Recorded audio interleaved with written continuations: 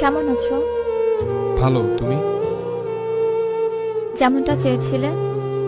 তাহলে তো বেশ ভালোই আছো। হয়তোবা। বাচ্চাটা তোমার, তাই না? কিভাবে বুঝলে? দেখতে অনেকটা তোমার মতোই। সংসারটা কেমন চলছে? তুমি তো বলেছিলে সময়ের সাথে সবকিছু বদলে যায়।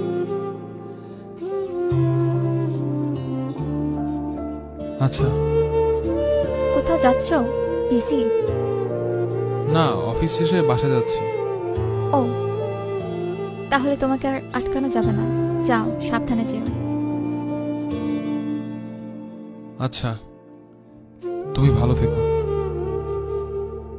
চেষ্টা করব।